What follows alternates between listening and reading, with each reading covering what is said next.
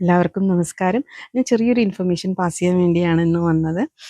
കഴിഞ്ഞ ദിവസം അപ്രതീക്ഷിതമായിട്ട് ഞങ്ങളൊരു പഴയ ഫ്രണ്ടിനെ കാണാനിടയായി. അപ്പോൾ ഞങ്ങളിങ്ങനെ കോമൺ ടോപ്പിക്സ്, ഇൻട്രസ്റ്റിംഗ് ടോപ്പിക്സ് സംസാരിക്കുന്നതിൻ്റെ കൂട്ടത്തിൽ സൂര്യ നമസ്കാരത്തെക്കുറിച്ചും അതിൻ്റെ ബെനിഫിറ്റ്സിനെ കുറിച്ചൊക്കെ സംസാരിക്കാനിടയായി.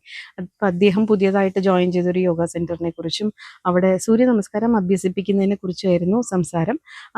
പറഞ്ഞ കൂട്ടത്തിൽ അദ്ദേഹം പറഞ്ഞത് അവിടെ ഒരുപാട് കൗണ്ട്സ് കൂടുതൽ സൂര്യ നമസ്കാരം ചെയ്യിപ്പിക്കും. അതിനുശേഷം പിന്നെ വേറൊന്നും ചെയ്യാനുള്ള ആരോഗ്യം ഉണ്ടാവില്ല, പിന്നെ കംപ്ലീറ്റ് റിലാക്സേഷൻ ആണെന്നാണ് പറഞ്ഞത്.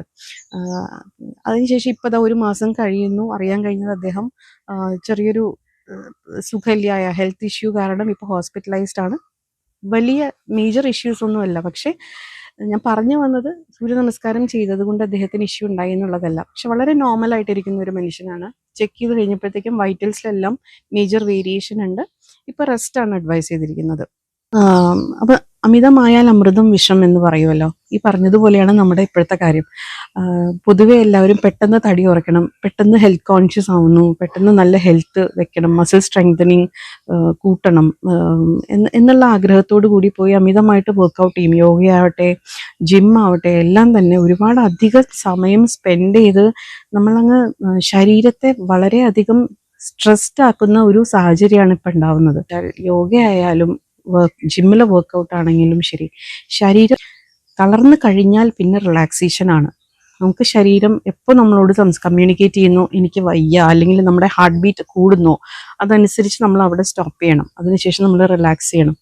എസ്പെഷ്യലി സൂര്യ നമസ്കാരം ചെയ്യുമ്പോൾ ശ്രദ്ധിക്കേണ്ട കാര്യങ്ങൾ എന്ന് പറഞ്ഞു കഴിഞ്ഞാൽ അതിനകത്തെ ഓരോ സ്റ്റെപ്സും 10 സ്റ്റെപ്സ് ഉള്ള സൂര്യ നമസ്കാരമുണ്ട്, 12 സ്റ്റെപ്സ് ഉള്ള സൂര്യ നമസ്കാരമുണ്ട്.